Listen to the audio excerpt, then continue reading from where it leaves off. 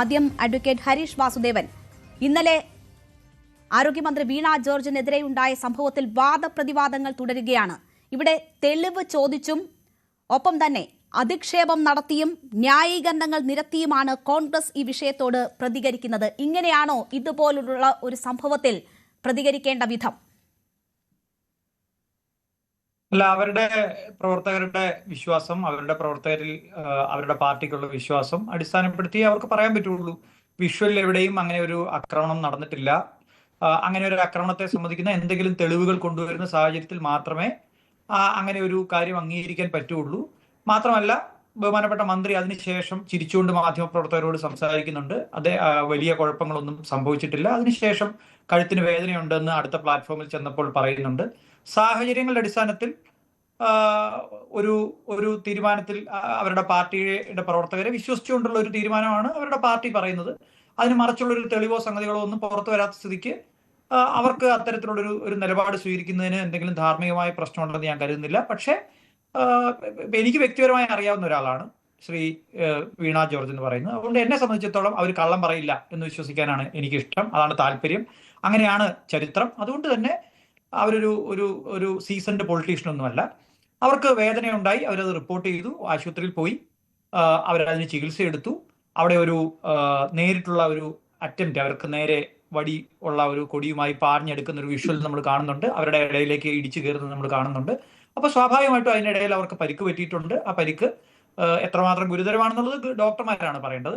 എന്നെ സംബന്ധിച്ചിടത്തോളം അതിനകത്ത് അത്തരമൊരു സംഭവങ്ങൾ, അതായത് ഇത്തരം ബോഡിക്ക് നേരെ ഉണ്ടാവുന്ന സ്ത്രീകൾ, നമുക്കറിയാം ഒരുപാട് പൊതുപ്രവർത്തകർ, സ്ത്രീകളായിട്ടുള്ള ആളുകൾ മുമ്പോട്ട് വരാൻ മടിക്കുന്ന ഒരു മേഖലയാണ് രാഷ്ട്രീയ മേഖല. അപ്പൊ അവിടെ പുതുതായി സ്ത്രീകൾ വരണമെങ്കിൽ തീർച്ചയായിട്ടും പുരുഷന്മാരോട് കാണിക്കുന്ന ഈ ആക്രോശവും ആവേശവും ഇത്തരത്തിലുള്ള ആക്രമണോത്സവമായിട്ടുള്ള സമര പരിപാടികളും ഒന്നും പാടില്ലാത്തതാണ്. ഇത് പറയാൻ CPM എത്രമാത്രം ധാർമ്മികമായ അർഹത ഉണ്ടെന്നുള്ളത് വേറൊരു ചോദ്യമാണ്. എത്രയോ പേരെ തല്ലി താഴെയിടുന്ന അവസ്ഥയൊക്കെ നമ്മൾ കണ്ടിട്ടുണ്ട്. ഹയർ എഡ്യൂക്കേഷൻ മേഖലയിലുള്ള കേരളത്തിലെ അധികായനെ വരെ SFIക്കാർ തല്ലിയിടുന്നത് നമ്മൾ കണ്ടിട്ടുണ്ട്. CPM പലപ്പോഴും ഇത് ചെയ്തിട്ടുണ്ട്.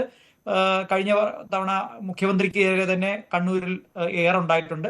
അപ്പൊ ഇതൊക്കെ പറയാനുള്ള ധാർമ്മികമായ അവസരം, അവർക്കുള്ള ധാർമ്മികമായ ഇത് എത്രത്തോളം ഉണ്ടെന്നുള്ളതൊരു ചോദ്യമാണ്. പക്ഷെ ഞാൻ കൺസിസ്റ്റന്റ് ആയിട്ട് പറയുന്നത്, ഇതിനകത്തൊരു ഒരു ശ്രമം, ഇത്തരത്തിലുള്ള ഒരു ഫിസിക്കലി അറ്റാക്ക് ചെയ്യുന്ന തരത്തിലുള്ള ഒരു ശ്രമം ഉണ്ടായിട്ടുള്ളത് തീർച്ചയായിട്ടും, അതിനിടയ്ക്ക് പരിക്ക് പറ്റിയിട്ടുള്ളത് തീർച്ചയായിട്ടും അന്വേഷിക്കപ്പെടേണ്ട ഒരു കാര്യമാണ്. തീർച്ചയായും പോലീസ് അതിൽ FIR ഇട്ടിട്ടുണ്ട്, കേസെടുത്തിട്ടുണ്ട്.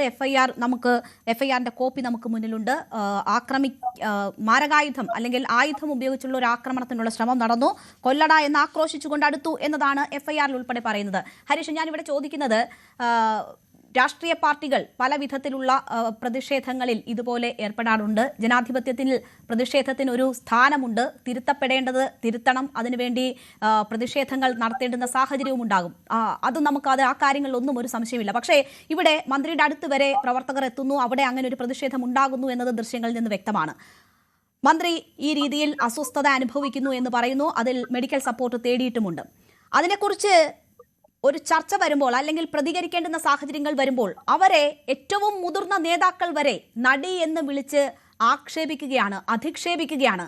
പലതരത്തിലുള്ള ഇനാം പ്രഖ്യാപനങ്ങൾ നടക്കുകയാണ്, തെളിവുകൾ എന്ന് പറഞ്ഞ് കാണിക്കുകയാണ്. ഈ അക്രമത്തിന്റെ ഡെഫിനിഷൻ എന്താണ്? ഒരു പൊതുവിടത്തിൽ മന്ത്രിക്ക് നേരെ ഇങ്ങനെ ഒരു സംഭവം ഉണ്ടാകുമ്പോൾ, അവർ അതിൽ അസ്വസ്ഥത പ്രകടിക്കുമ്പോൾ, അവർക്കൊരു പ്രശ്നം ഉണ്ടാകുമ്പോൾ, അതിൽ കേസെടുക്കുമ്പോൾ ഈ രീതിയിലാണോ മുതിർന്ന നേതാക്കൾ പ്രതികരിക്കേണ്ടത്? അല്ല, അവരെ നടിയെന്ന് വിളിക്കുന്നതോ അല്ലെങ്കിൽ അത് അഭിനയമാണ് എന്ന് പറയുന്നതോ സത്യത്തിൽ നമ്മുടെ ഒരു നല്ല ഒരു പൊളിറ്റിക്കൽ കൾച്ചറിന് ചേർന്നതാണെന്ന് ഞാൻ കരുതുന്നില്ല.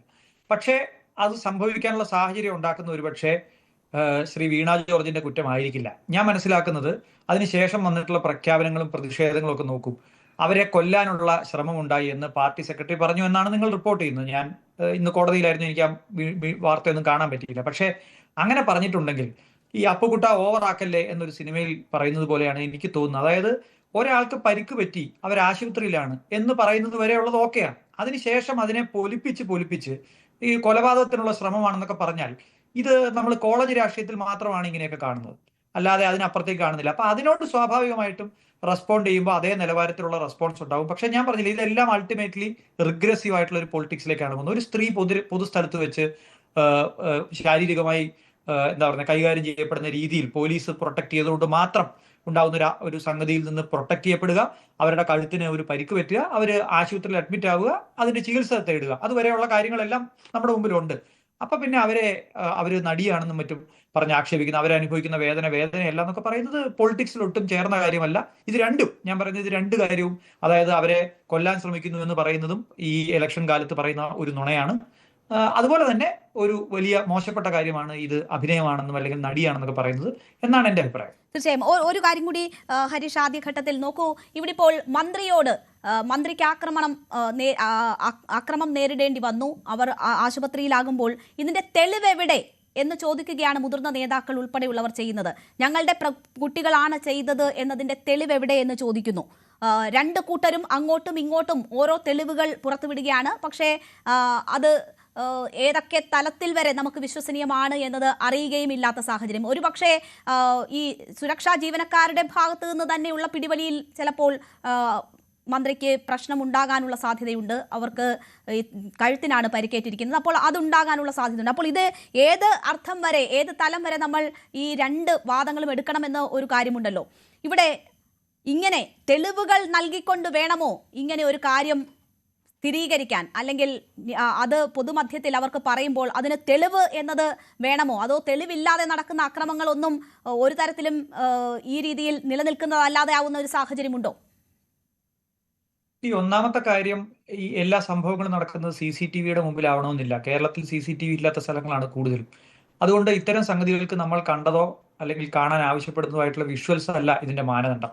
എനിക്കൊരു കാര്യം കേരളത്തിലെ ചാനലുകളോടും അല്ലെങ്കിൽ ഇത് കണ്ടുകൊണ്ടിരിക്കുന്ന ആളുകളോടും പറയാനുള്ളത്, ഒരു സംഭവം ഉണ്ടായിക്കഴിഞ്ഞാൽ അതിന്റെ ഏതാണ്ട് 24 മണിക്കൂറിനുള്ളിൽ അല്ലെങ്കിൽ 48 മണിക്കൂറിനുള്ളിൽ നമ്മൾ ഇതിന്റെ സത്യം മുഴുവൻ അറിഞ്ഞേ തീരൂ, നമ്മളിത് മുഴുവൻ സ്വന്തമായി അന്വേഷിച്ചറിഞ്ഞ് ഇതിൽ കുറ്റവാളികളെ കണ്ടെത്തിയേ തീരൂ എന്ന് പറയുന്ന വാശിയൊന്നും എനിക്കില്ല. എന്തിനാണ് ഈ ധൃതിയും വാശിയൊക്കെ? കേരളത്തിന്റെ മന്ത്രി എല്ലാവരുടെയും മന്ത്രിയാണ്, പ്രതിപക്ഷത്തിന്റെ ഉൾപ്പെടെ മന്ത്രിയാണ്. അവർ ഒരു പരിപാടി കഴിഞ്ഞ് തിരിച്ചു പോകാൻ വേണ്ടി റെയിൽവേ സ്റ്റേഷനിൽ വരുമ്പോൾ അവരോട് ആക്രോശിച്ചുകൊണ്ട് അവരുടെ നേരെ അടുക്കുകയും അവർക്ക് നേരെ കൊടി വീശാനെന്ന രീതിയിൽ അത് പോകുന്നത് വളരെ അക്രമോത്സുകമായിട്ടുള്ള ഒരു പോക്കാണ് അങ്ങോട്ട് നമ്മൾ വിഷ്വലിൽ കാണുന്നത്. ഇത്തരത്തിലുള്ള സംഗതികൾ ഉണ്ടാകുമ്പോൾ പോലീസ് റെസിസ്റ്റ് ചെയ്യാൻ ശ്രമിക്കുന്നു, അതിനിടയിൽ പരിക്ക് പറ്റുന്നു. ഇത്തരം സംഗതികൾ പാടുണ്ടോ ഇല്ലയോ എന്ന ചോദ്യമാണ് നമ്മുടെ മുമ്പിലുള്ളത്.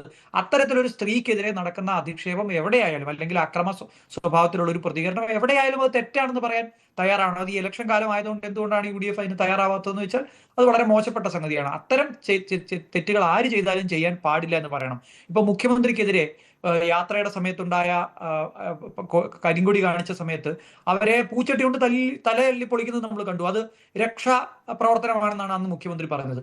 അതേ നിലവാരമാണ് ഇപ്പുറത്തും സംഭവിക്കുന്നത്. അപ്പൊ ഈ നിലവാര തകർച്ച ഒരാൾ മാത്രം കോൺട്രിബ്യൂട്ട് ചെയ്യുന്നതല്ല, കേരള പൊളിറ്റിക്സിലേക്ക് ഇരുഭാഗത്തുമുള്ള നേതാക്കൾ കോൺട്രിബ്യൂട്ട് ചെയ്യുന്നതാണ്. ബഹുമാനപ്പെട്ട മുഖ്യമന്ത്രി രക്ഷാപ്രവർത്തനം എന്ന് പറഞ്ഞപ്പോൾ നമ്മൾ ട്രോൾ ചെയ്തതുപോലെ തന്നെ അല്ലെങ്കിൽ കളിയാക്കിയതുപോലെ തന്നെ ഈ പറയുന്ന ഇപ്പുറത്തെ ഭാഗത്തുണ്ടാവുന്ന ഈ അധപ്പതനത്തിനും ഈ രാഷ്ട്രീയ അധപ്പതനത്തിനും നമ്മൾ ജനങ്ങൾ മറുപടി പറയണം. ഇങ്ങനെയല്ല രാഷ്ട്രീയത്തെ കൈകാര്യം ചെയ്യേണ്ടത്.